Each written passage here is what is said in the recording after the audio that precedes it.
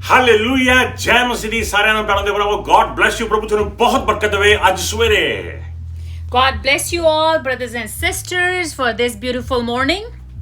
ਪ੍ਰਭੂ ਦੇ ਮੈਨੂੰ ਆਪਾਂ ਸਿੱਧਾ ਪਰਮੇਸ਼ਰ ਦੇ ਵਚਨ ਵਿੱਚ ਜਾਵਾਂਗੇ ਤੇ ਪਿਛਲੇ ਹਫ਼ਤਿਆਂ ਦੇ ਵਿੱਚ ਆਪਾਂ ਪਵਿੱਤਰ ਆਤਮਾ ਦੇ ਬਾਰੇ ਬਹੁਤ ਕੁਝ ਸਿੱਖਿਆ ਜਾਣਿਆ ਲੇਕਿਨ ਹੁਣ ਅਸੀਂ ਦੇਖਾਂਗੇ ਕਿ ਪਵਿੱਤਰ ਆਤਮਾ ਆਪਾਂ ਨੂੰ ਮਦਦ ਕਿੱਦਾਂ ਕਰਦਾ ਆ ਤਾਂ ਕਿ ਆਪਾਂ ਪਰਮੇਸ਼ਰ ਦੇ ਵਿੱਚ ਹੋਰ ਤਰੱਕੀ ਪ੍ਰਾਪਤ ਕਰ ਸਕੀਏ Brothers and sisters, last week we have learned a lot of things about the Holy Spirit, and today we're going to learn how the Holy Spirit can help us even more to get in depth of the Holy Spirit. ਹੁਣ ਪ੍ਰਭੂ ਦੇ ਪਰ ਬਹੁਤ ਹੀ ਜ਼ਰੂਰੀ ਆ ਕਿ ਤੁਸੀਂ ਘੱਟ ਤੋਂ ਘੱਟ 1 ਘੰਟਾ ਕੱਢ ਸਕੋ ਪਰਮੇਸ਼ਰ ਦੇ ਵਾਸਤੇ ਭਾਵੇਂ ਸਵੇਰੇ ਕੱਢੋ ਦੁਪਹਿਰੇ ਕੱਢੋ ਰਾਤੀ ਕੱਢੋ ਸ਼ਾਮੀ ਕੱਢੋ ਭਾਵੇਂ ਅੱਧੀ ਰਾਤ ਨੂੰ ਕੱਢੋ ਲੇਕਿਨ ਤੁਸੀਂ 1 ਘੰਟਾ ਕੱਢ ਸਕੋ ਪਰਮੇਸ਼ਰ ਦੇ ਵਾਸਤੇ ਪਵਿੱਤਰ ਆਤਮਾ ਤੁਹਾਡੀ ਮਦਦ ਕਰੇਗਾ ਉਸ ਘੰਟੇ ਦੇ ਵਿੱਚ And brothers and sisters, it is so important for you to at least take out 1 hour of your day for the Lord, and the Holy Spirit will help you, guide you and lead you through it. It doesn't matter if it's in the morning, early morning, afternoon or night or even late night. ਇੱਕ ਐਸਾ ਘੰਟਾ ਹੋਵੇਗਾ ਜਿਹਦੇ ਵਿੱਚ ਪਵਿੱਤਰ ਆਤਮਾ ਤੁਹਾਨੂੰ lead ਕਰੇਗਾ ਤੇ ਤੁਹਾਨੂੰ ਗਾਈਡ ਕਰੇਗਾ ਤੇ ਤੁਹਾਨੂੰ ਤਰੱਕੀ ਵੱਲ ਰੂਹਾਨੀ ਬਰਕਤ ਵੱਲ ਲੈ ਕੇ ਜਾਵੇਗਾ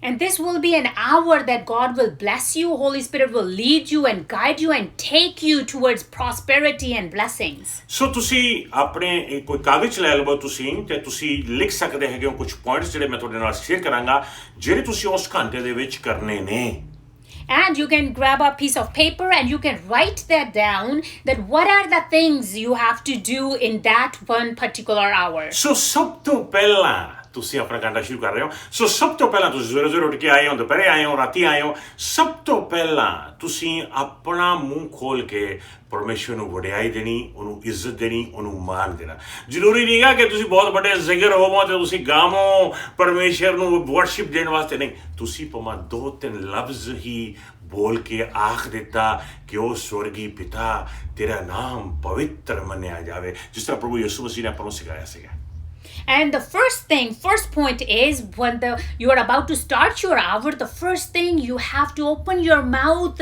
and worship Him, praise Him, give Him all the praises and worship. And it's not important that if you can sing very nice or not, doesn't matter. With all your heart, just open your mouth and say, Lord, may your name be glorified.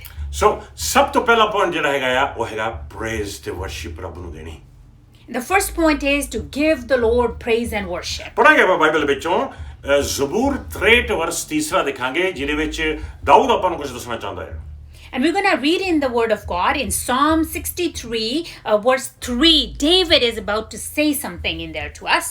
Psalm 63:3 ਹਾਂਜੀ ਤੇਰਾ ਅਟਲ ਪਿਆਰ ਜੀਵਨ ਤੋਂ ਵੀ ਚੰਗਾ ਹੈ ਮੇਰਾ ਮੂੰਹ ਤੇਰੀ ਹੀ ਵਡਿਆਈ ਕਰੇਗਾ ਮੇਰਾ ਮੂੰਹ ਤੇਰੀ ਹੀ ਵਡਿਆਈ ਕਰੇਗਾ My mouth will only worship you, it says. ਜਦੋਂ ਤੁਸੀਂ ਆਪਣਾ ਟਾਈਮ ਕਰ ਰਹੇ ਹੋ ਪਰਮੇਸ਼ਰ ਦੇ ਵਾਸਤੇ ਕਿ ਤੁਹਾਡਾ ਮੂੰਹ ਸਿਰਫ ਪਰਮੇਸ਼ਰ ਦੀ ਵਡਿਆਈ ਕਰੇ ਇਹੀ ਪ੍ਰੇਜ਼ ਤੇ ਵਰਸ਼ਿਪ ਆ ਪ੍ਰਭੂ ਦੇ ਪੈਣਾ And when you are taking out your time for the Lord, that your mouth is praising the Lord only, that is the real true worship. ਅਬਰਾਨੀਆਂ ਦੇ 13-15 ਦੇ ਵਿੱਚ ਵੀ ਬਹੁਤ ਬਰਕਤ ਵਾਲੀ ਗੱਲ ਲਿਖੀ ਹੋਈ ਆ ਪ੍ਰੇਜ਼ ਤੇ ਵਰਸ਼ਿਪ ਦੇ ਉੱਤੇ ਹੀ And we also see in the book of Hebrews chapter 13 verse 15 also says something about praise and worship. ਜੀ ਹਾਂ ਇਸ ਲਈ ਆਓ ਅਸੀਂ ਯਿਸੂ ਦੇ ਰਾਹੀਂ ਆਪਣੇ ਮਹਿਮਾ ਰੂਪੀ ਬਲੀਦਾਨ ਨੂੰ ਪਰਮੇਸ਼ਰ ਸਾਹਮਣੇ ਹਮੇਸ਼ਾ ਚੜਾਉਂਦੇ ਰਹੀਏ ਅਰਥਾਤ ਉਹ ਮਹਿਮਾ ਜੋ ਮੂੰਹ ਦੇ ਦੁਆਰਾ ਉਸ ਦੇ ਨਾਂ ਦਾ ਇਕਰਾਰ ਕਰਨ ਤੋਂ ਪੈਦਾ ਹੁੰਦੀ ਹੈ ਐਸੀ ਮਹਿਮਾ ਚਰਾਣੀ ਹੈਗੀ ਆ ਪਰਮੇਸ਼ਰ ਨੂੰ ਜਿਹੜੀ ਮੂੰਹ ਦੇ ਦੁਆਰਾ ਉਸ ਦੇ ਇਕਰਾਰ ਕਰਨ ਤੋਂ ਪੈਦਾ ਹੁੰਦੀ ਆ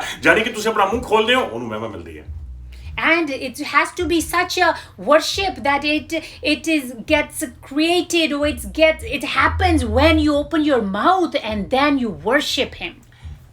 ਮੈਨੂੰ ਪਤਾ ਕਿ ਆਪਣੀਆਂ ਭੈਣਾਂ ਕਈ ਵਾਰ ਤੇਜ਼ ਹੈਗੀਆਂ ਨੇ ਮੂੰਹ ਖੋਲਣ ਦੇ ਵਿੱਚ ਭਰਾ ਕਈਆਂ ਦਾ ਮੂੰਹ ਨਹੀਂ ਖੋਲਦੇ ਲੇਕਿਨ ਪ੍ਰਭੂ ਆਪਾਂ ਮੂੰਹ ਖੋਲ ਕੇ ਭਾਵੇਂ ਇਹੀ ਕਹਿ ਦਿੱਤਾ ਪ੍ਰਭੂ ਜੀ ਤੇਰੀ ਵਡਿਆਈ ਹੋਵੇ And I know our sisters sometimes they say it something very quickly and the brothers don't open their mouth, they keep it quiet, very shut, but just let's open our mouth, brothers, and let's just say, Lord, all the glory and worship be to you. ਪ੍ਰਭੂ ਯਿਸੂ ਮਸੀਹ ਜੀ ਨੇ ਸਾਨੂੰ ਸਿਖਾਇਆ ਸੀ ਉਹਨਾਂ ਨੇ ਆਖਿਆ ਸੀਗਾ ਕਿ ਜਿਹੜੀ ਚੀਜ਼ ਤੁਹਾਡੇ ਮੂੰਹ ਦੇ ਅੰਦਰ ਜਾਂਦੀ ਹੈ ਉਹ ਤੁਹਾਨੂੰ ਅਪਵਿੱਤਰ ਨਹੀਂ ਕਰਦੀ ਬਲਕਿ ਜਿਹੜੀ ਚੀਜ਼ ਤੁਹਾਡੇ ਮੂੰਹ ਤੋਂ ਬਾਹਰ ਆਉਂਦੀ ਹੈ ਉਹ ਤੁਹਾਨੂੰ ਅਪਵਿੱਤਰ ਕਰਦੀ ਹੈ And the Lord Jesus taught us that the thing that is going inside your mouth is not that contaminate you, but what comes out of your mouth can contaminate you. ਹੁਣ ਜੇ ਗਲਤ ਚੀਜ਼ਾਂ ਤੁਹਾਡੇ ਮੂੰਹ ਚੋਂ ਬਾਹਰ ਨਿਕਲਦੀਆਂ ਨੇ ਤੁਹਾਨੂੰ ਅਪਵਿੱਤਰ ਕਰ ਸਕਦੀਆਂ ਨੇ, ਹੁਣ ਚੰਗੀਆਂ ਚੀਜ਼ਾਂ ਜਿਹੜੀਆਂ ਮੂੰਹ ਚੋਂ ਨਿਕਲ ਰਹੀਆਂ ਨੇ ਉਹ ਤੁਹਾਨੂੰ ਪਵਿੱਤਰ ਵੀ ਕਰ ਸਕਦੀਆਂ ਨੇ।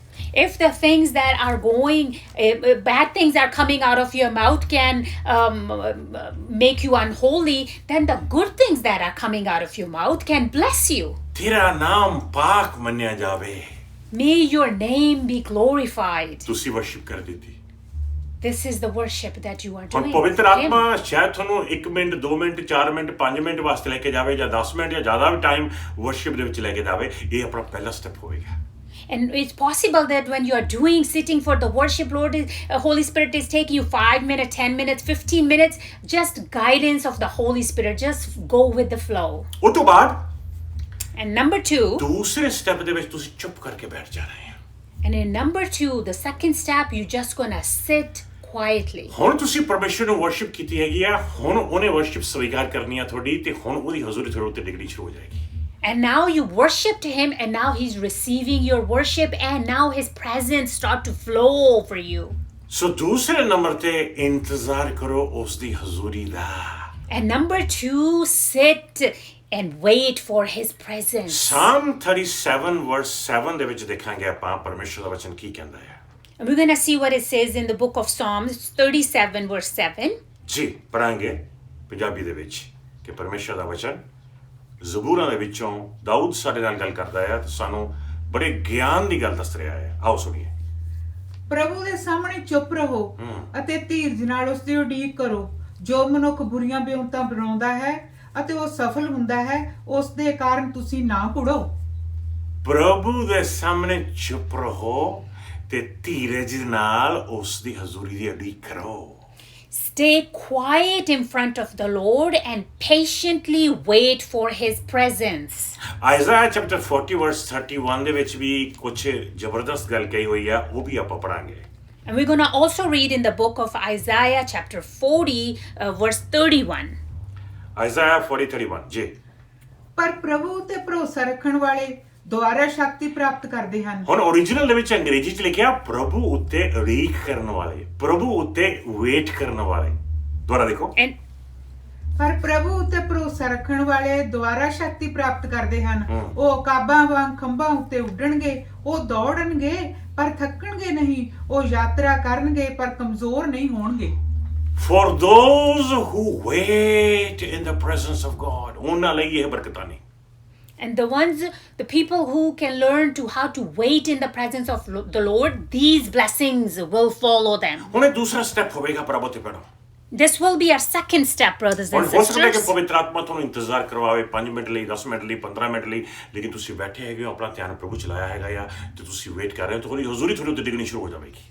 And now it is possible the Holy Spirit will make you wait 5 minutes, 10, 15 minutes, but you're sitting and your whole focus is in the Lord, and slowly you will feel that you will know that His presence is starting to flow on you. ਹੁਣ ਪਵਿੱਤਰ ਆਤਮਾ ਦੀ ਹਜ਼ੂਰੀ ਤੁਹਾਡੇ ਉੱਤੇ ਆ ਕੇ ਤੁਹਾਨੂੰ convict ਕਰਨਾ ਸ਼ੁਰੂ ਕਰ ਦੇਗੀ, ਯਾਨੀ ਕਿ ਤੁਹਾਨੂੰ ਤੁਹਾਡੀਆਂ ਗਲਤੀਆਂ, ਤੁਹਾਡੇ ਪਾਪ ਨਜ਼ਰ ਆਉਣੇ ਸ਼ੁਰੂ ਹੋ ਜਾਣਗੇ।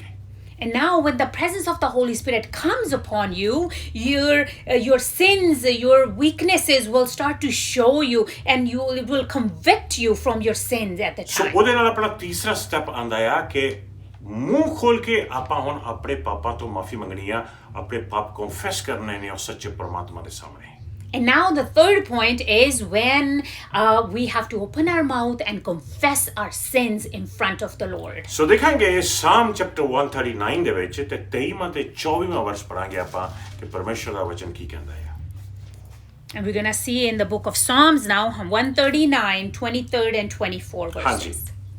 हे ਪ੍ਰਭੂ, ਤੂੰ ਮੇਰੇ ਦਿਲ ਦੀ ਜਾਂਚ ਕਰ ਅਤੇ ਮੈਨੂੰ ਜਾਣ। ਤੂੰ ਮੇਰੇ ਵਿਚਾਰਾਂ ਨੂੰ ਪਰਖ ਅਤੇ ਉਹਨਾਂ ਨੂੰ ਜਾਣ। ਤੂੰ ਦੇਖ ਜੇਕਰ ਮੇਰੇ ਅੰਦਰ ਕੋਈ ਬੁਰਾਈ ਹੈ ਤਾਂ ਮੈਨੂੰ ਅਨੰਤ ਜੀਵਨ ਦੇ ਰਾਹ ਤੇ ਲੈ ਚੱਲ। ਵਾਓ।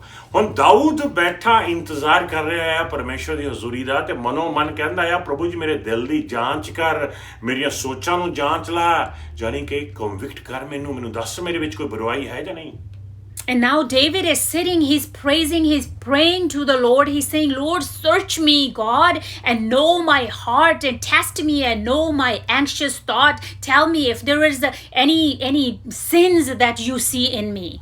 ਹੁਣ ਸਾਮ 66 ਵਰਸ 18 ਦੇ ਵਿੱਚ ਦੇਖਾਂਗੇ ਆਪਾਂ ਹੁਣ ਜਦੋਂ ਪਵਿੱਤਰ ਆਤਮਾ ਦੀ ਹਜ਼ੂਰੀ ਆ ਕੇ ਤੁਹਾਨੂੰ ਕਨਵਿਕਟ ਕਰਦੀ ਆ ਉਦੋਂ ਪ੍ਰਭੂ ਦੇ ਪਹਿਲਾਂ ਤੁਸੀਂ ਆਪਣਾ ਮੂੰਹ ਖੋਲ ਕੇ ਆਪਣੇ ਪਾਪਾਂ ਦੀ ਮਾਫੀ ਮੰਗਣੀ ਆ ਪਰਮੇਸ਼ਰ ਦੇ ਅੱਗੇ ਯਿਸੂ ਨਾਮ ਦੇ ਵਿੱਚ And when, brothers and sisters, the Holy Spirit comes and convicts you of your sins and weaknesses and mistakes, that's the time when you have to open your mouth and you have to ask for forgiveness in His presence. ਆਓ ਦੇਖੀਏ ਸਾਮ 66 ਵਰਸ 18 Amen. ਜੇਕਰ ਮੈਂ ਆਪਣੇ ਮਨ ਵਿੱਚ ਬੁਰਾਈ ਸੋਚਦਾ ਤਾਂ ਪ੍ਰਭੂ ਮੇਰੀ ਨਾ ਸੁਣਦਾ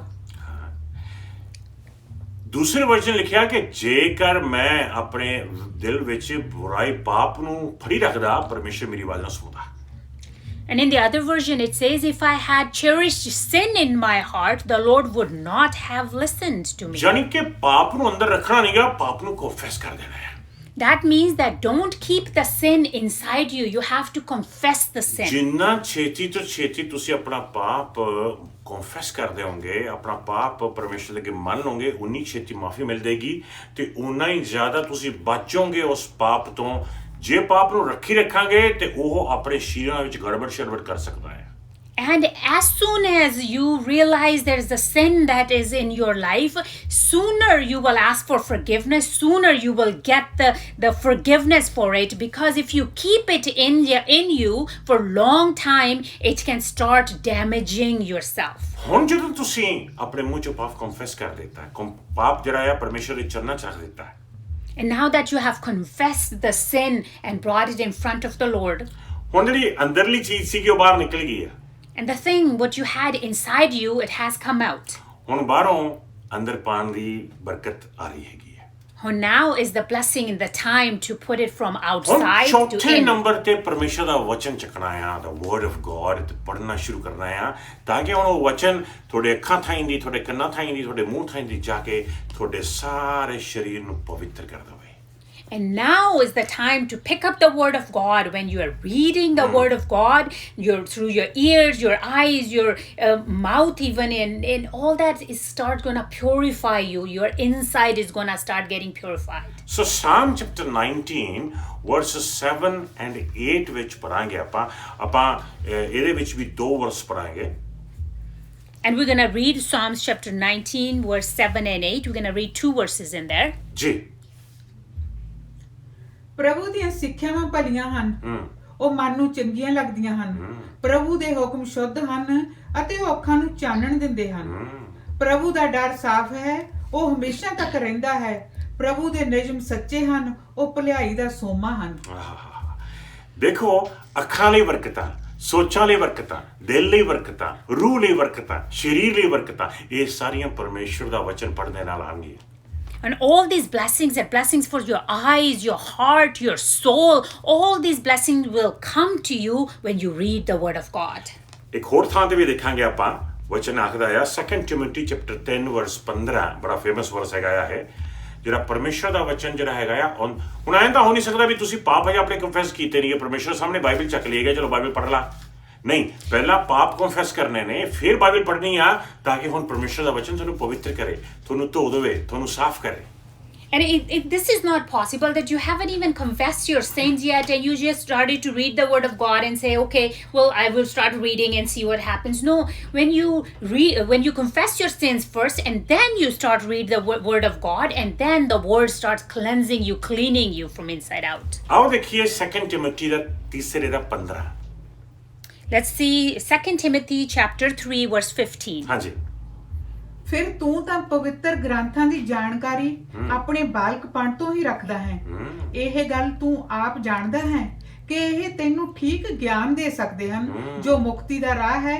ਜੇਕਰ ਤੇਰਾ ਵਿਸ਼ਵਾਸ ਯਿਸੂ ਮਸੀਹ ਤੇ ਹੈ ਜ਼ਬਰਦਸਤ ਹੈ Hallelujah. ਜਾਣੇ ਕਿ ਇਹ ਸ਼ਬਦ ਤੈਨੂੰ ਠੀਕ ਗਿਆਨ ਦੇਣਗੇ ਤਾਂ ਕਿ ਤੂੰ ਪਰਮੇਸ਼ਰ ਤੱਕ ਪਹੁੰਚ ਸਕੇ And that means that this word of God will give you the proper knowledge so you can reach to Lord Jesus. ਜਦੋਂ ਹੁਣ ਇਸ ਗਿਆਨ ਨੇ ਇਸ ਬਰਕਤ ਨੇ, ਇਸ ਰੋਟੀ ਨੇ, ਇਸ ਖਜ਼ਾਨੇ ਨੇ ਤੁਹਾਡੀ ਜ਼ਿੰਦਗੀ ਭਰ ਦਿੱਤੀ ਹੈ। And now that this blessing, this treasure, this manna has filled your life, ਹੁਣ ਤੁਸੀਂ ਦੂਸਰਿਆਂ ਲਈ ਵੀ ਪ੍ਰੇ ਕਰ ਸਕਦੇ ਹੋ। now you can go and pray for others as well. ਇੱਥੇ ਟਾਈਮ ਕੱਢੋ ਇੰਟਰਸੀਡ ਕਰਨ ਦੇ ਵਾਸਤੇ। And this is when you take out your time out for intercession. ਬਚਨ ਪੜਾਂਗੇ। We're going to read 1 Timothy chapter 2 verse 1 ਦੇਖਾਂਗੇ। 1 Timothy chapter 2 verse 1 and verse 2 ਪੜਾਂਗੇ ਜੀ। ਹਾਂਜੀ। ਸਭ ਤੋਂ ਪਹਿਲੇ ਮੇਰੀ ਇਹ ਬੇਨਤੀ ਹੈ ਕਿ ਸਭ ਲੋਕਾਂ ਦੇ ਲਈ ਅਰਦਾਸਾਂ, ਪ੍ਰਾਰਥਨਾਵਾਂ, ਮਿੰਨਤਾਂ ਅਤੇ ਧੰਨਵਾਦ ਕੀਤੇ ਜਾਣ। ਖਾਸ ਕਰਕੇ ਰਾਜਿਆਂ ਅਤੇ ਅਧਿਕਾਰੀਆਂ ਦੇ ਲਈ ਪ੍ਰਾਰਥਨਾ ਕਰੋ ਕਿ ਉਹ ਅਮਨ ਚੈਨ ਵਾਲਾ ਜੀਵਨ ਪਰਮੇਸ਼ਰ ਤੋਂ ਪੂਰੀ ਤਰ੍ਹਾਂ ਨਾਲ ਡਰਦੇ ਹੋਏ ਅਤੇ ਆਦਰ ਨਾਲ ਗੁਜ਼ਾਰਨ। ਪਰਮੇਸ਼ਰ ਦਾ ਵਚਨ ਆਪਾਂ ਨੂੰ ਸਿਖਾਉਂਦਾ ਆ ਕਿ ਦੂਸਰਿਆਂ ਲਈ ਦੁਆਵਾਂ ਕਰਨੀਆਂ ਨੇ। in the word of God. ਆਪਾਂ ਵੱਧ ਤੋਂ ਵੱਧ ਦੂਜਿਆਂ ਲਈ ਮੰਗੀਏ, ਆਪਣੇ ਲਈ ਘੱਟ ਮੰਗੀਏ। And the word of God teaches us that we have to pray for others. We have to intercede for others. Brothers and sisters, I encourage you to pray more for others than to pray for yourself. ਤੁਹਾਡੀ prayer ਨੂੰ ਦੇਖ ਕੇ ਅੰਦਾਜ਼ਾ ਲਗਾਇਆ ਜਾ ਸਕਦਾ ਕਿ ਤੁਸੀਂ ਕਿੰਨੇ ਕੁ ਰੂਹ ਚਾਹੋ ਤੇ ਕਿੰਨੇ ਕੁ ਪਾਣੀ ਚਾਹੋ। ਜਿਹੜੇ ਤਾਂ ਮੈਂ ਕਰਦੇ ਰਹੇ ਜਾਂਦੇ ਨੇ, ਮੈਨੂੰ ਆਹ ਵੀ ਦੇ ਦੇ, ਮੈਨੂੰ ਉਹ ਵੀ ਦੇ ਦੇ, ਮੈਨੂੰ ਆਹ ਵੀ ਦੇ ਦੇ, ਮੈਨੂੰ ਉਹ ਵੀ ਦੇ ਦੇ, ਪਤਾ ਲੱਗਦਾ ਵੀ ਇਹ ਬੱਚੇ ਨੇ ਰੂਹਾਨੀ ਤੌਰ ਤੇ। ਲੇਕਿਨ ਜਿਹੜੇ ਆਪਣੇ ਲਈ ਬਾਅਦ ਚ ਮੰਗਦੇ ਨੇ, ਦੂਜਿਆਂ ਲਈ ਜ਼ਿਆਦਾ ਮੰਗਦੇ ਨੇ, ਪਤਾ ਲੱਗਦਾ ਰੂਹਾਨੀ ਤੌਰ ਤੇ ਤਰੱਕੀ ਕਰ ਰਹੇ ਨੇ। And you practically, we can see, we can measure the level of being when we see their prayer level, when we see the height of their prayer. They're praying for others and others and others, not those people who are just praying for ourselves. Oh, I want this, I want this, I want this. This is how we can tell how much mature you are spiritually. ਜਦੋਂ ਆਪਾਂ ਇੰਟਰਸੀਡ ਕਰਦੇ ਹੈਗੇ ਆ ਦੂਸਰਿਆਂ ਦੇ ਲਈ, When we intercede for others, ਉਦੋਂ 5 ਤਰੀਕਿਆਂ ਦੀਆਂ ਪ੍ਰੇਅਰਾਂ ਜਿਹੜੀਆਂ ਨੇ ਆਪਣੇ ਨਜ਼ਰ ਆਉਂਦੀਆਂ ਨੇ। and there's 5 types of prayer we see at that ਹਾਂ, time. ਤੁਸੀਂ ਹੱਥ ਦੇਖ ਲਿਆ ਆਪਣਾ, You look at your hand, ਤੁਸੀਂ 5 ਉਂਗਲਾਂ ਦੇਖ ਲਈਆਂ। you see your 5 ਹਾਂ, fingers. ਕਿਹੜੀ ਉਂਗਲੀ ਹੈ ਜਿਹੜੀ ਸਭ ਤੋਂ ਨੇੜੇ ਆ ਤੁਹਾਡੇ? In which finger is the closest to you? ਤੁਸੀਂ ਦੁਆ ਕਰਨੀ ਆ ਉਹਨਾਂ ਦੇ ਲਈ ਜਿਹੜੇ ਤੁਹਾਡੇ ਬਹੁਤ ਦਿਲ ਦੇ ਨੇੜੇ ਨੇ। And you're gonna pray for those who are very close to your heart. ਆਪਣੇ ਫਰੈਂਡ ਲਈ ਦੁਆ ਕਰੋ, Pray for your families, ਆਪਣੇ ਪਰਿਵਾਰਾਂ ਲਈ, ਆਪਣੇ ਦੋਸਤਾਂ ਲਈ ਦੁਆ ਕਰੋ, for your friends and families, ਜਾਂ ਕੋਈ ਤੁਹਾਡੇ ਖਾਸ ਨੇਬਰਸ ਨੇ ਉਹਨਾਂ ਲਈ ਦੁਆ ਕਰੋ। or your special neighbors that ਤੁਸੀਂ you ਕਿਸੇ are ਨੂੰ very ਖਾਸ close to you, ਚਾਹੁੰਦੇ ਹੋ ਉਹਨਾਂ ਲਈ ਦੁਆ ਕਰੋ। and somebody who's really close to you, to your heart, pray for them. ਉਹ ਤੋਂ ਬਾਅਦ ਦੂਸਰੇ ਨੰਬਰ ਤੇ ਤੁਸੀਂ ਇਸ ਉਂਗਲੀ ਲਈ ਦੁਆ ਕਰਨੀ ਹੈ ਜਿਹੜੀ ਆਹ ਉਂਗਲੀ ਰਿਪਰੈਜ਼ੈਂਟ ਕਰਦੀ ਹੈ ਉਹ ਲੋਕ ਜਿਨ੍ਹਾਂ ਨੇ ਹਮੇਸ਼ਾ ਤੁਹਾਨੂੰ ਇਹ ਉਂਗਲੀ ਦਿਖਾਈ ਹੈ, ਜਿਹਦੇ ਵਿੱਚ ਤੁਹਾਡੇ ਟੀਚਰਸ ਵੀ ਆ ਗਏ ਨੇ, ਜਿਹਦੇ ਵਿੱਚ ਤੁਹਾਡੇ ਮਾਂ-ਬਾਪ ਵੀ ਆ ਗਏ ਨੇ। And the second is that you're gonna pray for those people who are gonna always showing you this finger, which is your teachers and your parents. ਤੀਸਰੇ ਨੰਬਰ ਤੇ ਤੁਸੀਂ ਦੁਆ ਕਰਨੀ ਹੈਗੀ ਆ ਵਿਚਾਲੀ ਉਂਗਲੀ ਤੇ ਜਿਹੜੀ ਸਭ ਤੋਂ ਵੱਡੀ ਉਂਗਲੀ ਆ, ਯਾਨੀ ਕਿ ਜਿਹੜੇ ਵੱਡੇ ਅਹੁਦਿਆਂ ਤੇ ਬੈਠੇ ਨੇ, ਤੁਸੀਂ ਪ੍ਰੈਜ਼ੀਡੈਂਟ ਲਈ ਦੁਆ ਕਰੋ, ਤੁਸੀਂ ਪ੍ਰਾਈਮ ਮਿਨਿਸਟਰ ਲਈ ਦੁਆ ਕਰੋ, ਤੁਸੀਂ ਰਾਜੇ ਲਈ ਦੁਆ ਕਰੋ, ਤੁਸੀਂ ਜਿਹੜੇ ਵੱਡੀਆਂ ਕੁਰਸੀਆਂ ਤੇ ਬੈਠੇ ਨੇ ਉਹਨਾਂ ਲਈ ਦੁਆ ਕਰੋ, ਆਪਣਾ ਫਰਜ਼ ਹੈ। And number third, you're gonna pray for the ones who are up there in authority. Pray for the president, prime ministers, and leaders of your country. Pray for those.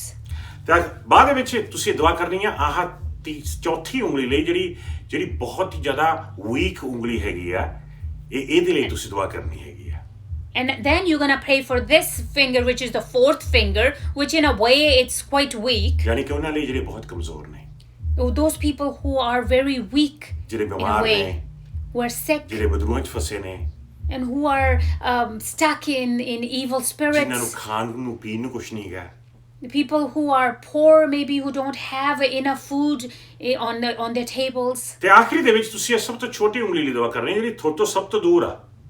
And then at the end, you're gonna pray for this little finger, the pinky, who is the furthest from your body. ਇਹ ਪਤਾ ਕੌਣ ਹੈ? You know who that ਇਹ is? ਤੁਸੀਂ ਹੋ। That is you. ਤੁਹਾਡੀਆਂ ਕਮਜ਼ੋਰੀਆਂ ਲਈ, Your ਤੁਹਾਡੀਆਂ weaknesses, ਜ਼ਰੂਰਤਾਂ ਲਈ your needs. ਤੁਸੀਂ ਆਪਣੇ ਆਪ ਵਾਸਤੇ ਮੰਗ ਸਕਦੇ ਆ। Then you pray for yourself. ਲੇਕਿਨ ਕਈ ਵਾਰ ਆਪਾਂ ਇਹਨੂੰ ਉਲਟਾ ਕਰ ਦਿੰਦੇ ਹਾਂ। ਸਭ ਤੋਂ ਪਹਿਲਾਂ ਮੈਂ ਤੋਂ ਸ਼ੁਰੂ ਕਰਾਂ, ਪ੍ਰਭੂ ਮੈਨੂੰ ਆਹ ਦੇ ਦੇ, ਪ੍ਰਭੂ ਮੈਨੂੰ ਉਹ ਦੇ ਦੇ, ਆਪਣੀ ਮੈਂ ਤੋਂ ਸ਼ੁਰੂ ਕਰਦੇ ਹਾਂ ਸਭ ਤੋਂ ਪਹਿਲਾਂ।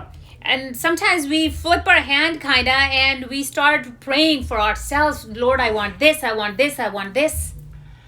ਅੱਜ ਮੈਂ ਤੁਹਾਡੇ ਨਾਲ ਸ਼ੇਅਰ ਕਰ ਰਿਹਾ ਹੈਗਾ ਕਿ 1 ਘੰਟਾ ਜਿਹੜਾ ਤੁਸੀਂ ਪ੍ਰਭੂ ਦੇ ਵਾਸਤੇ ਕੱਢਣਾ ਆ ਤੇ ਉਸ 1 ਘੰਟੇ ਦੇ ਕਰਨਾ ਕੀ ਆ। ਮੈਂ ਤੁਹਾਡੇ ਨਾਲ ਕੁਝ ਪੁਆਇੰਟ ਸ਼ੁਰੂ ਕੀਤੇ ਹੈਗੇ ਨੇ ਝੜਦੇ ਨੇ ਤਾਂ ਕਿ ਤੁਸੀਂ ਉਹ ਪੁਆਇੰਟ ਲਿਖ ਸਕੋ ਤੇ ਉਸ ਘੰਟੇ ਵਿੱਚ ਉਹ ਕਰ ਸਕੋ। And today I am sharing with you that 1 hour that you're going to take out for the Lord in the day, at least 1 hour, that what are you going to do in that hour? That's what I'm sharing with you. ਪਹਿਲੇ So number you ਤੇ can write it ਪਹਿਲੇ down. Number ਤੇ ਮੈਂ ਆਖਿਆ praise the worship ਨਾਲ ਸ਼ੁਰੂ ਕਰਨਾ। And first thing I said, you got to start with praise and worship. ਦੂਸਰੇ to ਨੰਬਰ the ਤੇ ਮੈਂ Lord. ਆਖਿਆ ਕਿ ਤੁਸੀਂ ਵੇਟ ਕਰਨਾ, ਇੰਤਜ਼ਾਰ ਕਰਨਾ ਉਹਦੀ ਹਜ਼ੂਰੀ ਦਾ। And second thing I said, you have to sit and wait for His ਤੀਸਰੇ ਨੰਬਰ ਤੇ presence. ਮੈਂ ਆਖਿਆ ਵੀ ਤੁਸੀਂ ਆਪਣੇ ਪਾਪ ਕਨਫੈਸ ਕਰਨਗੇ। And number 3, I said that you got to confess your sins. ਚੌਥੇ ਨੰਬਰ ਤੇ ਮੈਂ ਆਖਿਆ ਕਿ ਤੁਸੀਂ ਪ੍ਰਭੂ ਦਾ ਵਚਨ ਪੜ੍ਹਨਾ ਹੈ। And number 4, I said you got to read the Word of God. ਪੰਜਵੇਂ ਨੰਬਰ ਤੇ ਮੈਂ ਆਖਿਆ ਵੀ ਹੁਣ ਤੁਸੀਂ ਦੂਜਿਆਂ ਲਈ ਦੁਆਵਾਂ ਕਰਨੀਆਂ ਨੇ। And number 5, I said now you have to pray for others. ਛੇਵੇਂ ਨੰਬਰ ਤੇ ਹੁਣ ਤੁਸੀਂ ਆਪਣੀ ਪੈਟੀਸ਼ਨਸ ਰੱਬ ਦੇ ਸਾਹਮਣੇ ਪ੍ਰੈਜ਼ੈਂਟ ਕਰ ਸਕਦੇ ਹੋ। And number 6, now you're going to present your petitions in front of the Lord. ਮਤੀ 7:7 ਦੇ ਵਿੱਚ ਕਲੀਅਰਲੀ ਲਿਖਿਆ ਗਿਆ ਆ ਕਿ ਪਰਮੇਸ਼ਰ ਦਾ ਵਚਨ ਆਪਾਂ ਨੂੰ ਸਿਖਾਉਂਦਾ ਆ, ਲੇਕਿਨ ਪ੍ਰਭੂ ਦੇ ਬਾਰੇ ਹੁਣ ਇਹ ਸਮਾਂ ਆ ਕਿ ਤੁਸੀਂ ਆਪਣੇ ਦਿਲ ਦੀਆਂ ਜਿਹੜੀਆਂ ਤੁਹਾਡੀਆਂ ਤਮੰਨਾਵਾਂ ਨੇ, ਖੁਆਇਸ਼ਾਂ ਨੇ, ਪ੍ਰੇਅਰਸ ਨੇ, ਤੁਸੀਂ ਪ੍ਰਭੂ ਦੇ ਅੱਗੇ ਰੱਖ ਸਕਦੇ ਹੋ। ਕਿਉਂ? ਕਿਉਂਕਿ ਹੁਣ ਤੁਸੀਂ ਦੂਜੇ ਲਈ ਮੰਗ ਲਿਆ ਪਹਿਲਾਂ, ਹੁਣ ਤੁਸੀਂ ਆਪ ਲਈ ਮੰਗ ਸਕਦੇ ਹੋ। And now this is in the Word of God in Matthew chapter 7 verse 7 teaches us that now you bring your petitions in front of the Lord. You have asked for others, you have prayed for others, needs of others, and now is the time that you bring your needs in front of the Lord. ਹਾਂਜੀ ਪੜਾਂਗੇ ਆਪਾਂ Matthew 7:7। ਮੰਗੋ ਕਿਉਂਕਿ ਤੁਹਾਨੂੰ ਦਿੱਤਾ ਜਾਵੇਗਾ, ਲੱਭੋ ਕਿਉਂਕਿ ਤੁਹਾਨੂੰ ਮਿਲੇਗਾ, ਖੜਕਾਓ ਕਿਉਂਕਿ ਤੁਹਾਡੇ ਲਈ ਬੂਹਾ ਖੋਲ੍ਹਿਆ ਜਾਵੇਗਾ। ਹਾਲੇਲੂਇਆ। ਪਰਮੇਸ਼ਰ ਦਾ ਵਚਨ ਸਾਨੂੰ ਸਿਖਾਉਂਦਾ ਆ ਕਿ ਮੰਗੋ, And the Word of God teaches us to ask. ਲੇਕਿਨ ਮੰਗਣ ਦਾ ਵੀ ਟਾਈਮ ਹੁੰਦਾ ਹੈ ਪ੍ਰਭੂ ਦੇ ਬਾਰੇ। But I'm going to tell you that there is time to ask as ਜੇ well. ਗਲਤ ਟਾਈਮ ਤੇ ਮੰਗ ਲਿਆ ਤੁਹਾਨੂੰ ਮਿਲਣਾ ਨਹੀਂ। If we ask at the wrong time, we might not get it. ਕਈ ਵਾਰ ਬੱਚਿਆਂ ਨੂੰ ਪਤਾ ਹੁੰਦਾ ਆ ਵੀ ਉਹਨਾਂ ਨੇ ਆਪਣੇ ਡੈਡੀ ਤੋਂ ਕਦੋਂ ਮੰਗਣਾ ਆ। Sometimes we know that the little children, they know when to go and ask their dads for ਬਲਕਿ something. ਉਹਨਾਂ ਨੂੰ ਇਹ ਵੀ ਪਤਾ ਹੁੰਦਾ ਵੀ ਆਪਣੀ ਮੰਮੀ ਤੋਂ ਕਦੋਂ ਮੰਗਣਾ ਵੇ, ਕਿਹੜਾ ਮੰਮੀ ਨੂੰ ਮੰਗਣ ਵਾਸਤੇ ਟਾਈਮ ਚੰਗਾ ਆ, ਕਿਹੜਾ ਟਾਈਮ ਗਲਤ ਆ। And even they know that which is the right time to ask something to their mom. ਉਹਨਾਂ ਨੇ ਪਹਿਲਾਂ ਦੇਖਣਾ ਹੁੰਦਾ ਵੀ ਮੰਮੀ ਦਾ ਕਿਤੇ ਪਾਰਾ ਚੜਿਆ ਤਾਂ ਨਹੀਂ ਹੋਇਆ, ਮੰਮੀ ਸ਼ਾਂਤ ਹੈ ਜਾਂ ਮੰਮੀ ਖੁਸ਼ ਹੈ ਜਾਂ ਮੰਮੀ ਸੀਰੀਅਸ ਤਾਂ ਨਹੀਂ ਕਿ ਨਹੀਂ ਹਜੇ ਨਹੀਂ ਮੰਗਣਾ। ਹਾਂ ਜਦੋਂ ਦੇਖਿਆ ਉਹਨਾਂ ਨੇ ਮੰਮੀ ਬੜੀ ਖੁਸ਼ ਹੈ ਕਿ ਆਤਾ mom I want something. And first of all, they kind of check and they see, oh, is mom angry? Or is mom happy? Or is mom in a good mood? And then they go slowly and say, Mom, I need so and so things. ਜੇ ਗਲਤ ਸਮੇਂ ਤੇ ਰੱਬ ਤੋਂ ਮੰਗ ਲਿਆ, If we ask to the Lord at a wrong time in a way, ਗੜਬੜ ਹੋ ਸਕਦੀ ਹੈ। things can go wrong. ਲੇਕਿਨ ਆਪਾਂ ਟਾਈਮ ਤੇ ਮੰਗਣਾ। ਹਾਂ ਦੂਜੇ ਲਈ ਮੰਗ ਲਿਆ, ਪਰਮੇਸ਼ਰ ਨੂੰ ਮਹਿਮਾ ਦੇਤੀ, ਪਾਪ ਕਨਫੈਸ ਕਰਦੇ, ਦੂਜਾ ਨਹੀਂ ਮੰਗ ਲਿਆ, ਹੁਣ ਪ੍ਰਭੂ ਸਾਨੂੰ ਵੀ ਦੇ ਦੇ। And yes, we have worshipped Him, we confessed our sins, and we ask for others' needs, and now we say, Lord, this is my petition as well. ਪ੍ਰਭੂ ਯਿਸੂ ਮਸੀਹ ਜੀ ਨੇ ਆਪਾਂ ਨੂੰ ਆ ਵੀ ਸਿਖਾਇਆ ਸੀਗਾ ਕਿ ਪਿਤਾ ਨੂੰ ਕਹਿਣਾ ਕਿ ਪਰਮੇਸ਼ਰ ਪਿਤਾ ਸਾਡੀ ਅੱਜ ਦੀ ਰੋਟੀ ਸਾਨੂੰ ਦੇ। And Lord Jesus also taught us that we have to say to the Lord, Lord, give us my today's bread to me. ਉਹਦਾ ਵੀ ਟਾਈਮ ਹੈ ਪਰਮੇਸ਼ਰ ਤੋਂ ਮੰਗਣ ਦੇ ਵਾਸਤੇ। Even that has a time when to ask for today's bread. 7ਵੇਂ number ਤੇ ਪ੍ਰਭੂ ਤੇ ਪੈਣੋਂ ਆਪਾਂ ਅੱਗੇ ਜਾਵਾਂਗੇ। And in number 7, brothers and sisters, we're gonna see, ਪਰਮੇਸ਼ਰ ਦਾ ਧੰਨਵਾਦ ਕਰਨਾ ਹੈ। and we have to give thanks ਮੰਗ to the ਲਿਆ, ਹੁਣ Lord. ਮੰਗਣ ਤੋਂ ਬਾਅਦ ਉਹਦਾ ਸ਼ੁਕਰ ਕਰਨਾ ਆ, ਉਹਦਾ ਧੰਨਵਾਦ ਕਰਨਾ ਆ, ਫਿਕਰ ਨਹੀਂ ਕਰਨਾ, ਕੰਪਲੇਂਟਸ ਨਹੀਂ ਕਰਨੀਆਂ, ਉਹਦਾ ਸ਼ੁਕਰੀਆ ਅਦਾ ਕਰਨਾ ਆ। And now, number 7, we have to give Him thanks. We are giving thanks to the Lord Almighty. Do not worry about anything. All we need to do is give thanks to Him. No complaining, only giving thanks to Him. ਜ਼ਬੂਰ 100 ਦਾ 4ਥਾ ਵਰਸ ਪੜਾਂਗੇ ਤੇ ਫਿਰ ਆਪਾਂ ਫਿਲੀਪੀਨੀਆਂ ਦੀ ਕਿਤਾਬ ਦੇ ਵਿੱਚੋਂ 4ਥੇ ਦਾ 6 ਦਿਖਾਂਗੇ। 2 ਵਰਸ ਆਪਾਂ ਪੜਾਂਗੇ ਇਹਦੇ। We're going to read 2 verses right here. Psalms 100 verses 4 and also book of Philippians chapter 4 verse 6. ਸੋ ਆਓ ਦੇਖੀਏ ਸਭ ਤੋਂ ਪਹਿਲਾਂ ਕਿ ਕਿੰਨਾ ਜ਼ਰੂਰੀ ਹੈ ਮੰਗਣ ਤੋਂ ਬਾਅਦ ਪ੍ਰਭੂ ਜੀ ਤੇਰਾ ਧੰਨਵਾਦ ਕਰਦੇ ਹਾਂ। ਮੈਂ ਮੰਗ ਤਾਂ ਲਿਆ, ਲੇਕਿਨ ਪ੍ਰਭੂ ਜੀ ਮੇਰੇ ਮੰਗਣ ਤੋਂ ਪਹਿਲਾਂ ਹੀ ਤੂੰ ਜਾਣਦੇ ਆ ਮੈਨੂੰ ਕੀ ਘਾਟਾ ਆ, ਮੈਨੂੰ ਕੀ ਚਾਹੀਦਾ ਆ। ਪ੍ਰਭੂ ਮੈਂ ਧੰਨਵਾਦ ਕਰਦਾ ਹਾਂ ਕਿਉਂਕਿ ਟਾਈਮ ਤੇ ਉਹ ਚੀਜ਼ਾਂ ਮੇਰੇ ਕੋਲੇ ਆ ਜਾਣਗੀਆਂ, ਉਹਦਾ ਸ਼ੁਕਰੀਆ ਅਦਾ ਕਰਨਾ ਹੈ। And first of all, as we have seen that we have to give thanks to the Lord. Lord, yes, you know what I need. You know what is needed at this moment in my life. That I know, Lord, before even I ask or before that time, the end time, the things will come to me, and I believe in that. We need to give thanks to the Lord. So Psalm chapter 100 verse 4 देखो जी। ਧੰਨਵਾਦ ਕਰਦੇ ਹੋਏ ਉਸ ਦੇ ਮੰਦਿਰ ਵਿੱਚ ਆਵੋ, ਉਸਤਤ ਕਰਦੇ ਹੋਏ ਉਸ ਦੀ ਪਵਿੱਤਰ ਥਾਂ ਤੇ ਜਾਵੋ, ਉਸ ਦਾ ਧੰਨਵਾਦ ਕਰੋ ਅਤੇ ਉਸ ਦੇ ਨਾਂ ਨੂੰ ਧੰਨ ਕਹੋ। Hallelujah. ਲਗਾਤਾਰ ਉਸ ਦਾ ਅੰਦਰ ਜਾਂਦੇ ਹੋਏ ਧੰਨਵਾਦ ਕਰਨਾ, ਹੁਣ ਕੁਝ ਮੰਗ ਲਿਆ, ਮੰਗਣ ਤੋਂ ਬਾਅਦ ਉਹਦਾ ਥੈਂਕ ਯੂ ਕਰਨਾ ਹੈ। Hallelujah. We need to just continuously give him thanks. Enter his gates with thanksgiving, says the word of God. ਮਾਂ-ਬਾਪ ਨੇ ਇੱਕ ਚੀਜ਼ ਸਿਖਾਈ ਹੈਗੀ ਆ ਸਾਰਿਆਂ ਬੱਚਿਆਂ ਨੂੰ, ਜਦੋਂ ਵੀ ਉਹਨਾਂ ਦਾ ਬਰਥਡੇ ਆਉਂਦਾ ਆ, ਜਦੋਂ ਵੀ ਕ੍ਰਿਸਮਸ ਆਉਂਦੀ ਹੈ ਜਾਂ ਨਵਾਂ ਸਾਲ ਆਉਂਦਾ ਆ, ਜਦੋਂ ਕੋਈ ਖਾਸ ਮੌਕਾ ਹੁੰਦਾ, ਉਹਨਾਂ ਨੂੰ ਗਿਫਟ ਮਿਲਦੇ ਨੇ। ਗਿਫਟ ਮਿਲਣ ਤੋਂ ਬਾਅਦ ਮਾਂ-ਬਾਪ ਹਮੇਸ਼ਾ ਕਹਿੰਦੇ, ਓਏ ਮੁੰਡਿਆ ਥੈਂਕ ਯੂ ਨਹੀਂ ਕੀਤਾ, ਚਲੋ ਜਾਓ ਥੈਂਕ ਯੂ ਕਰੋ। And the parents have taught their children every time, either it's their birthday or some special occasions or Christmas, whenever they are getting some gifts, and the parents always have taught them, hey, child, you have not said thank you to everyone. So they have taught them to, after receiving gifts, to give thank you to everyone. ਫਿਰ ਬੱਚੇ ਉੱਠਦੇ ਨੇ ਤੇ ਜਾ ਕੇ ਉਹ ਜੱਫੀ ਪਾ ਕੇ ਧੰਨਵਾਦ ਕਰਦੇ ਨੇ ਕਿਉਂਕਿ ਉਹਨਾਂ ਨੂੰ ਗਿਫਟ ਮਿਲੇ ਨੇ। ਜੇ ਇਹ ਮਾਂ-ਬਾਪ ਨੂੰ ਇਸ ਧਰਤੀ ਤੇ ਕਿੰਨਾ ਇੰਪੋਰਟੈਂਟ ਹੁੰਦਾ ਕਿ ਬੱਚੇ ਥੈਂਕ ਯੂ ਕਰ ਸਕਣ। ਤੁਸੀਂ ਸੋਚੋ, ਉਹ ਸਵਰਗੀ ਪਿਤਾ ਜਿਹਦਾ ਆਪਾਂ ਕੁਝ ਮੰਗਿਆ ਆ, ਉਹਨੇ ਦੇ ਦੇਣਾ ਆ, ਲੇਕਿਨ ਕਿੰਨਾ ਇੰਪੋਰਟੈਂਟ ਆ ਕਿ ਆਪਾਂ ਉਹਦਾ ਧੰਨਵਾਦ ਕਰੀਏ। And how important it is for the Heavenly Father when the earthly parents, it's so important for them, for their children to go and give thanks to where have they received their gifts from. How important for Heavenly Father it is for us to go and give thanks to Him, which we know that we will receive the blessings. Philippians chapter 4 verse 6 ਦੇਖਾਂਗੇ ਆਪਾਂ ਜੀ। ਕਿਸੇ ਗੱਲ ਦੀ ਚਿੰਤਾ ਨਾ ਕਰੋ, ਸਗੋਂ ਜੋ ਕੁਝ ਵੀ ਹੋਵੇ ਪ੍ਰਭੂ ਪਰਮੇਸ਼ਵਰ ਨੂੰ ਦੱਸੋ, ਗੱਲ ਕੀ ਪ੍ਰਾਰਥਨਾ ਅਤੇ ਅਰਦਾਸਾਂ ਦੁਆਰਾ ਉਸ ਦਾ ਧੰਨਵਾਦ ਕਰੋ। ਪ੍ਰਾਰਥਨਾ ਦੁਆਰਾ ਉਸ ਦਾ ਧੰਨਵਾਦ ਕਰੋ, ਕਿਸੇ ਚੀਜ਼ ਦਾ ਫਿਕਰ ਨਾ ਕਰੋ ਕੁਛ। Don't be anxious about anything, it says, but in every situation by prayer and petition with thanksgiving present your request to God, it says. ਜਿਹੜੇ ਲੋਕ ਧੰਨਵਾਦ ਨਹੀਂ ਕਰਦੇ ਉਹ ਕੰਪਲੇਂਟਸ ਕਰਦੇ ਨੇ। And the people who don't give thanks, they start to complain. ਜੇ ਕਿਸੇ ਦੇ ਮੂੰਹ ਚ ਕੰਪਲੇਂਟਸ ਨਹੀਂ ਨਾ ਸੁਣਦੇ ਤੁਸੀਂ, if you don't hear complaints from somebody's mouth, ਕਿਉਂਕਿ ਉਹਨਾਂ ਦੀ ਜ਼ਿੰਦਗੀ ਧੰਨਵਾਦ ਨਾਲ ਭਰੀ ਹੈ, because their life is filled with thanks, ਉਹ ਲਗਾਤਾਰ ਪਰਮੇਸ਼ਵਰ ਦਾ ਧੰਨਵਾਦ ਕਰ ਰਹੇ ਨੇ। they continuously giving thanks to the Lord. ਜਿਹੜੇ ਧੰਨਵਾਦ ਨਹੀਂ ਕਰ ਰਹੇ ਰੱਬ ਦਾ, the ones who are not giving thanks to the Lord, ਉਹ ਫਿਕਰ ਕਰਨਗੇ, they will be worried, ਬਹੁਤ ਫਿਕਰ ਕਰਨਗੇ। they will be anxious. ਜਿਹੜਾ ਧੰਨਵਾਦ ਕਰਨਾ ਸਿੱਖ ਲੈਂਦਾ ਹੈ, ਉਹਨੂੰ ਨਾ ਫਿਕਰ ਆਉਂਦਾ ਆ, ਨਾ ਕੰਪਲੇਂਟਸ ਆਉਂਦੀਆਂ ਨੇ।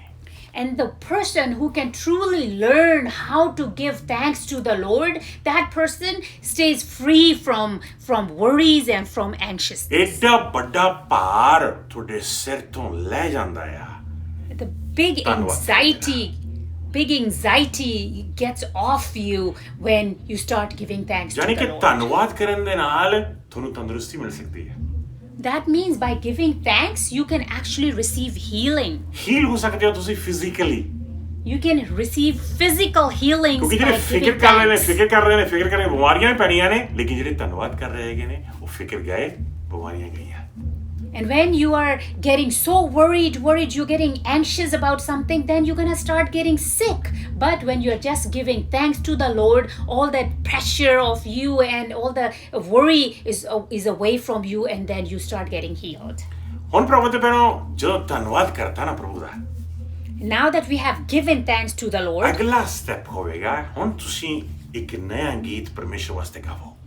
and now sing a new song for the Lord. ਮੇਰੇ ਕੋਲ ਜੇ ਤੁਹਾਨੂੰ ਗੀਤ ਯਾਦ ਨਹੀਂ ਰਹਿੰਦੇ, ਭਾਵੇਂ ਇੱਕ ਲਾਈਨ ਹੀ ਯਾਦ ਹੀ ਕਿਉਂ ਨਾ ਆਈ ਹੋਵੇ, ਤੁਸੀਂ ਉਹੀ ਗੀਤ ਇੱਕ ਲਾਈਨ ਹੀ ਗੁੰਗੁਨਾਈ ਚੱਲੋ ਉਸ ਰੱਬ ਵਾਸਤੇ। And like me, I don't remember the whole songs. Even if one line, just remember one line, and that line again and again, that one verse of that song, just start singing for the Lord. ਸੋ ਜ਼ਬੂਰਾਂ ਦੇ 100ਵੇਂ chapter ਦੇ ਵਿੱਚ ਦੂਸਰਾ ਵਰਸ ਆਪਾਂ ਪੜਾਂਗੇ, ਸਾਮ chapter 100 ਵਰਸ 2 ਪੜਾਂਗੇ, ਤੋਂ ਬਾਅਦ ਫਿਰ ਆਪਾਂ ਐਫਸੀਆਂ ਦੇ 5ਵੇਂ ਚ ਜਾਵਾਂਗੇ, ਠੀਕ ਹੈ। We're going to read Psalms book 100 and chapter 2, and then we're going to go in the book of Ephesians. ਜੀ ਖੁਸ਼ੀ ਨਾਲ ਉਸ ਦੀ ਉਪਾਸਨਾ ਕਰੋ, ਜੈ ਜੈਕਾਰ ਕਰਦੇ ਹੋਏ ਉਸ ਦੇ ਕੋਲ ਆਵੋ। ਯਾਨੀ ਕਿ ਨਾਰੇ ਲੱਗ ਰਹੇ ਨੇ, amen. And that's meant you're shouting. ਧੰਨਵਾਦ ਕਰਕੇ ਹਟਿਆ ਹੁਣ, We have given thanks to ਹੁਣ Him. ਧੰਨਵਾਦ ਜਿਹੜੇ ਨੇ ਉਹ ਨਾਰਿਆਂ ਚ ਬਦਲ ਗਏ ਨੇ। And now that thanksgiving is now transferred or turned into a joyful song. ਨਇਆ ਗੀਤ ਬਣ ਗਿਆ ਖੁਸ਼ੀ ਦੇ ਨਾਲ ਤੁਸੀਂ ਉਹਦਾ ਧੰਨਵਾਦ ਕਰ ਰਹੇ ਹੋ ਕਿਉਂਕਿ ਤੁਹਾਡੇ ਵਿੱਚ ਫੇਥ ਹੈ ਕੌਨਫੀਡੈਂਸ ਹੈ ਕਿ ਪਰਮੇਸ਼ਰ ਨੇ ਉਹ ਦੇ ਦੇਣਾ ਸਾਰਾ ਕੁਝ Because now you have faith and confidence in you that whatever you have asked for, you're going to receive it from the Lord. ਐਫਸੀਆਂ ਦਾ 5:19 ਦੇਖਾਂਗੇ ਹੁਣ ਆਪਾਂ Ephesians chapter 5 verse 19 we ਹਾਂਜੀ। will see. ਇੱਕ ਦੂਜੇ ਵੱਲ ਭਜਨਾਂ ਗੀਤਾਂ ਅਤੇ ਆਤਮਿਕ ਰਾਗਾਂ ਦੇ ਰਾਹੀਂ ਆਪਣੇ ਭਾਵ ਪ੍ਰਗਟ ਕਰੋ ਅਤੇ ਮਨੋ ਪ੍ਰਭੂ ਦਾ ਭਜਨ ਅਤੇ ਸਿਮਰਨ ਕਰੋ ਲਿਖਿਆ ਹੈ ਕਿ ਇੱਕ ਦੂਜੇ ਦੇ ਨਾਲ ਜਦੋਂ ਇੱਕ ਦੂਜੇ ਦੇ ਨਾਲ ਤੁਸੀਂ ਗੱਲਬਾਤ ਕਰਦੇ ਹੋ ਕਹਿੰਦੇ ਇੱਕ ਦੂਜੇ ਦੇ ਨਾਲ ਤੁਸੀਂ ਭਜਨਾਂ ਨਾਲ ਗੱਲਬਾਤ ਕਰੋ ਇੱਕ ਦੂਜੇ ਨਾਲ ਤੁਸੀਂ ਨਵੇਂ ਗੀਤਾਂ ਨਾਲ ਗੱਲਬਾਤ ਕਰੋ ਇੱਕ ਦੂਸਰੇ ਨਾਲ ਜਦੋਂ ਗੱਲ ਕਰਦੇ ਹੋ ਗੀਤ ਗਾ ਕੇ ਤੁਸੀਂ ਗੱਲ ਕਰ ਸਕਦੇ ਹੋ ਇੱਕ ਦੂਜੇ ਨਾਲ ਜ਼ਬਰਦਸਤ And it says when you're talking to each other, talk to each other in the joyful songs. That's such a beautiful thing. ਜਾਨੀ ਕਿ ਪਰਮੇਸ਼ਰ ਨੇ ਤੁਹਾਨੂੰ ਛੂਹਿਆ ਆ ਪਰਮੇਸ਼ਰ ਨੇ ਤੁਹਾਨੂੰ ਟੱਚ ਕਰ ਦਿੱਤਾ ਤੁਸੀਂ ਬਿਲਕੁਲ ਬਦਲ ਗਏ ਹੈਗੇ ਤੁਸੀਂ ਫੋਨ ਕਰਕੇ ਕਹਿ ਸਕਦੇ ਨਹੀਂ ਭੈਣੇ ਮੈਂ ਬਦਲ ਗਿਆ ਮੇਰਾ ਸਾਰਾ ਜੀਵਨ ਬਦਲ ਗਿਆ ਤੁਸੀਂ ਗਾ ਕੇ ਐਕਸਪ੍ਰੈਸ ਕਰ ਸਕਦੇ ਹੋ ਇੱਕ ਦੂਜੇ ਨੂੰ ਕਿ ਪਰਮੇਸ਼ਰ ਨੇ ਤੁਹਾਡੀ ਜ਼ਿੰਦਗੀ 'ਚ ਕੀ ਕੰਮ ਕੀਤਾ ਹੈ And now that when you received something, you can call each other, you sing psalms and hymns and songs of worship, and you call out each other and say, hey, my life has changed, and joyfully you are telling the others what God has done in your life. ਉਸ ਤੋਂ ਬਾਅਦ ਪ੍ਰਭੂ ਦੇ ਪੈਰੋਂ ਹੁਣ ਆਪਾਂ ਅਗਲੇ step ਵਿੱਚ ਆਵਾਂਗੇ ਜਿਹੜਾ ਆਪਣਾ 9ਵਾਂ ਸਟੈਪ ਹੈਗਾ ਆ And we're gonna go in the 9th step now. ਜਿਹੜਾ ਹੈਗਾ ਆ ਹੁਣ ਬੈਠ ਕੇ ਮੈਡੀਟੇਟ ਕਰਨ ਦਾ ਸਮਾਂ ਆ ਬੈਠ ਕੇ ਧਿਆਨ ਲਾ ਕੇ ਸੱਚੇ ਪਰਮਾਤਮਾ ਦੇ ਵਿੱਚ ਉਹਦੇ ਸ਼ਬਦਾਂ ਦੇ ਉੱਤੇ ਮੈਡੀਟੇਟ ਕਰਨ ਦਾ ਸਮਾਂ ਆ And now is the time to meditate in His Word. The Word that you've been reading, now it's time to sit quietly and meditate upon the Word that you read. Psalm chapter 1 verse 1 and 2 ਦੇਖਾਂਗੇ ਤੇ Psalm 77 12 ਵੀ ਦੇਖਾਂਗੇ ਦੋ ਵਰਸ ਆਪਾਂ ਪੜਾਂਗੇ Hallelujah. We're going to see the book of Psalms, first chapter, verse 1 and 2, and then Psalm 77, verse 12. ਆਓ ਦੇਖੀਏ ਸਭ ਤੋਂ ਪਹਿਲਾਂ Psalm chapter 1 verse 1 and 2 ਹਾਂਜੀ ਧੰਨ ਹੈ ਉਹ ਮਨੁੱਖ ਜੋ ਦੁਸ਼ਟਾਂ ਦੀ ਸਲਾਹ ਨਹੀਂ ਮੰਨਦਾ ਜੋ ਪਾਪੀਆਂ ਦੇ ਪਿੱਛੇ ਨਹੀਂ ਲੱਗਦਾ ਜੋ ਹੋਛਿਆਂ ਦੇ ਸੰਗ ਨਹੀਂ ਬਹਿੰਦਾ ਪ੍ਰਭੂ ਦੀ ਵਿਵਸਥਾ ਉਸ ਦੀ ਖੁਸ਼ੀ ਹੈ ਉਹ ਦਿਨ ਰਾਤ ਉਸੇ ਵਿੱਚ ਹੀ ਮਗਨ ਰਹਿੰਦਾ ਹੈ ਮਗਨ ਰਹਿੰਦਾ ਹੈ Hallelujah. ਉਹ ਉਸ ਰੁੱਖ ਵਰਗਾ ਹੈ ਜੋ ਵਗਦੀ ਨਹਿਰ ਦੇ ਕੰਢੇ ਉੱਤੇ ਲੱਗਾ ਹੋਇਆ ਹੈ ਜੋ ਆਪਣੇ ਮੌਸਮ ਤੇ ਫਲ ਦਿੰਦਾ ਹੈ ਜਿਸ ਦੇ ਪੱਤੇ ਕਦੀ ਕਮਲਾਉਂਦੇ ਨਹੀਂ ਜਿਹੜਾ ਮਗਨ ਰਹਿੰਦਾ ਆ ਉਹਦੇ ਸ਼ਬਦਾਂ ਦੇ ਵਿੱਚ ਜਿਹੜਾ ਮੈਡੀਟੇਟ ਕਰਦਾ ਰਹਿੰਦਾ ਉਹਦੇ ਸ਼ਬਦਾਂ ਦੇ ਵਿੱਚ ਉਹ ਉਸ ਰੁੱਖ ਵਰਗਾ ਹੋਵੇਗਾ ਉਹਦੇ ਪੱਤੇ ਕਦੇ ਕਮਲਾਉਣਗੇ ਨਹੀਂ And the word of God says the one who is meditating on the law of the Lord, that he is like that tree that their leaves never wither.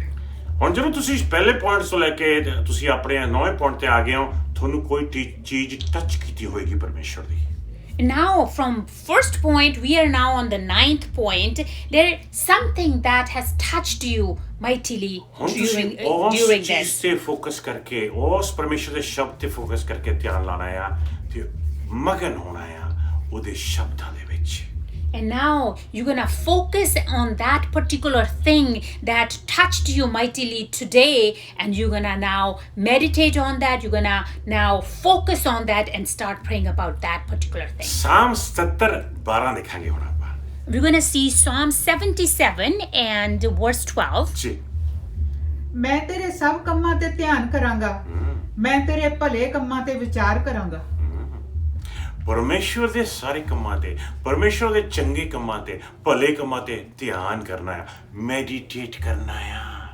And the word of God says, I will consider all your works and meditate on all your mighty deeds. ਇਹ ਤੋਂ ਬਾਅਦ ਪ੍ਰਭੂ ਦੇ ਪੈਣਾ After this, brothers and sisters, meditate ਕਰਨ ਤੋਂ ਬਾਅਦ after we meditate on His word, ਹੁਣ ਤੁਹਾਨੂੰ ਪਵਿੱਤਰ ਆਤਮਾ ਦੀ ਆਵਾਜ਼ ਆਵੇਗੀ and now you will hear the voice of the Holy ਹੁਣ ਤੁਹਾਡੇ Spirit. ਕੰਨ ਰੂਹਾਨੀ ਖੁੱਲ ਜਾਣਗੇ And now your spiritual ears are open. ਹੁਣ ਉਹ ਤੁਹਾਡੇ ਨਾਲ ਗੱਲ ਕਰੇਗਾ And now He will talk to you. ਪੜਾਂਗੇ ਆਪਾਂ ਪਰਮੇਸ਼ਰ ਦੇ ਵਚਨ ਦੇ ਵਿੱਚ And we're going to read that in the word of God as well. Ecclesiastes chapter 5 verse 2 ਦੇਖਾਂਗੇ ਤੇ ਉਸ ਤੋਂ ਬਾਅਦ ਫਿਰ ਆਪਾਂ ਪਹਿਲੇ ਰਾਜੇ ਦਾ 19ਵਾਂ ਚੈਪਟਰ ਤੇ 11ਵਾਂ ਤੇ 12ਵਾਂ ਵਰਸ ਵੀ ਪੜਾਂਗੇ Hallelujah. Amen. ਕਿੰਨਾ ਜ਼ਰੂਰੀ ਆ ਪ੍ਰਭੂ ਦੇ ਭੈਣੋ ਉਹਦੀ ਆਵਾਜ਼ ਨੂੰ ਸੁਣਨਾ। How important it is to hear his voice. ਜੇ ਆਪਾਂ ਕੁਝ ਸਮਾਂ ਪਰਮੇਸ਼ਰ ਦੇ ਵਾਸਤੇ ਕੱਢਿਆ, If we have taken out some ਚਾਹੇ time for ਘੰਟਾ the ਕੱਢ Lord, ਲਿਆ, even 1 hour, ਲੈ ਆਪਾਂ ਗੱਲਾਂ ਕਰਕੇ ਹੀ ਚਲੇ ਗਏ ਲੇਕਿਨ ਰੱਬ ਦੀ ਗੱਲ ਹੀ ਨਹੀਂ ਸੁਣੀ, ਫਿਰ ਕੀ ਫਾਇਦਾ ਹੋਇਆ ਆਪਣੀ ਭਗਤੀ ਦਾ।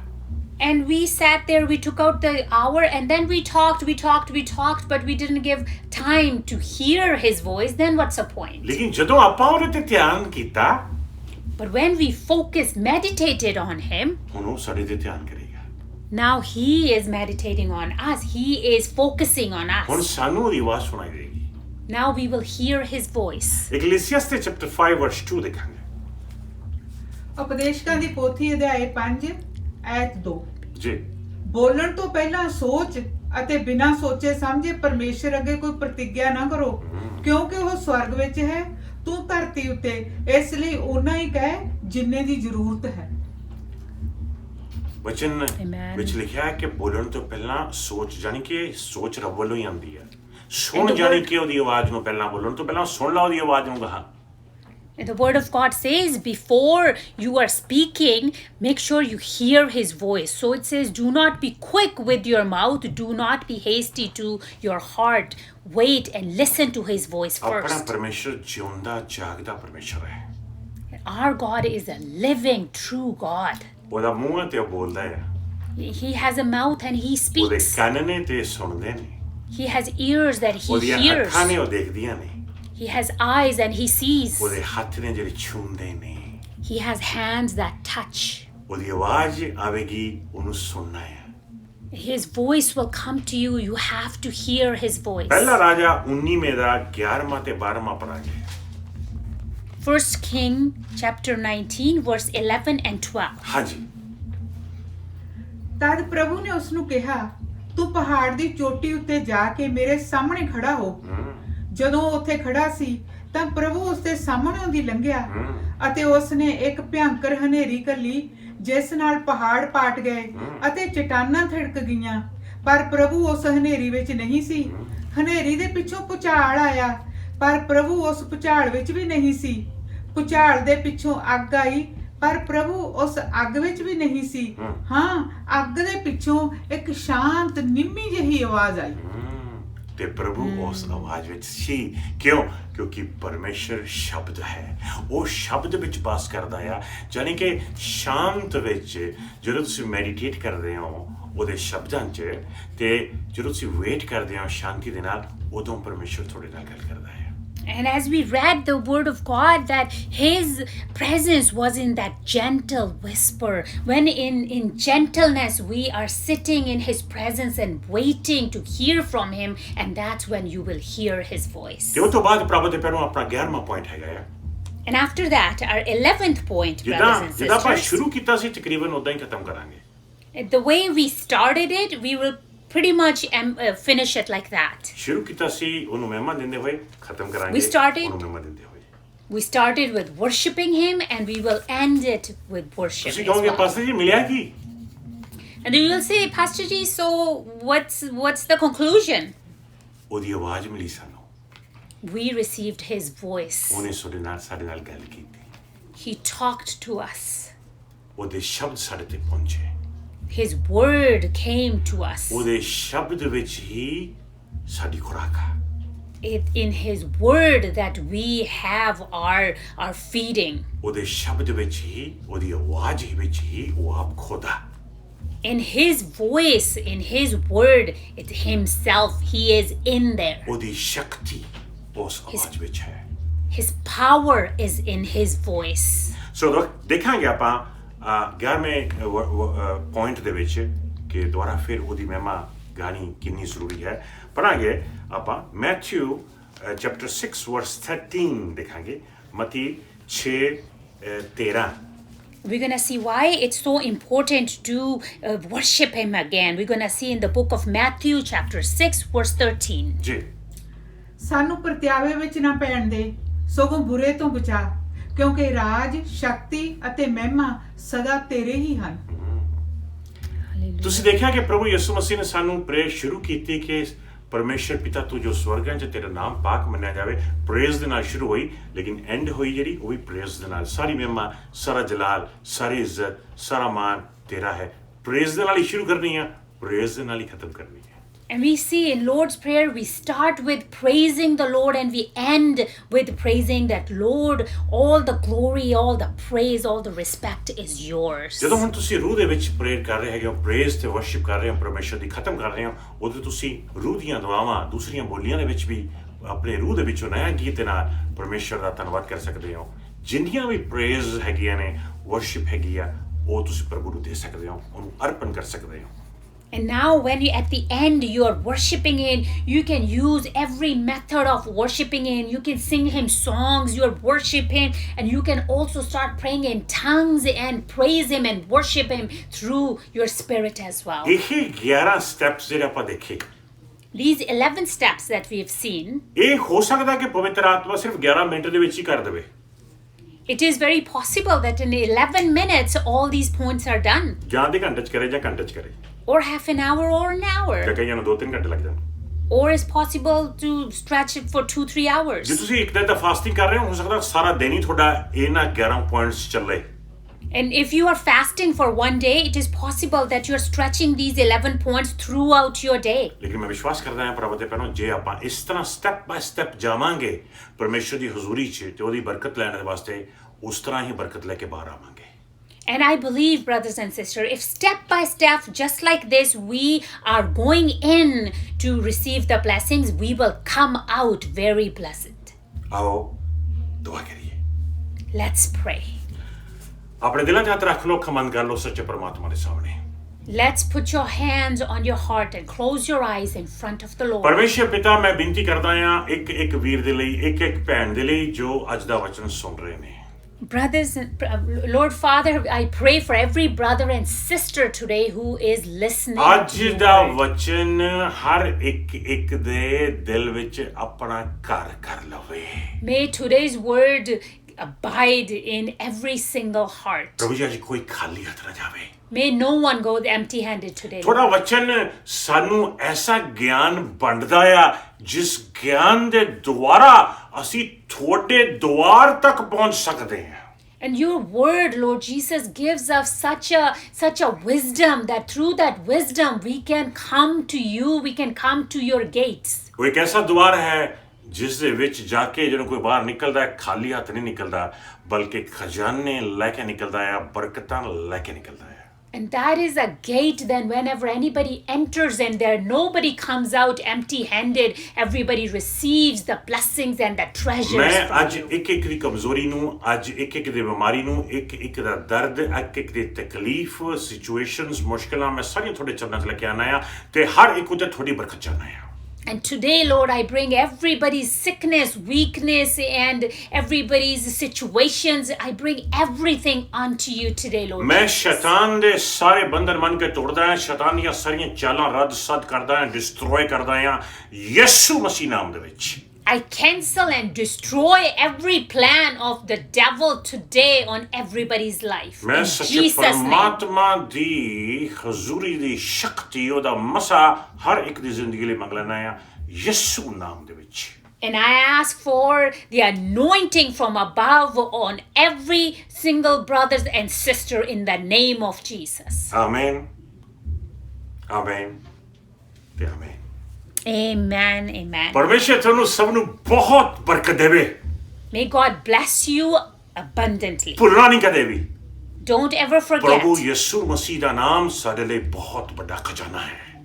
And the name of Lord Jesus is a big treasure for us. ਜਿਹਨੇ ਪਾਲਿਆ ਉਹਨੂੰ ਬਰਕਤ ਮਿਲ ਗਈ। Whoever receives that name receives blessing. ਇਸ ਬਰਕਤ 'ਚ ਬਣੇ ਰਹੋ। Stay in this blessing. Amen. Amen. God bless you. God bless you, everyone.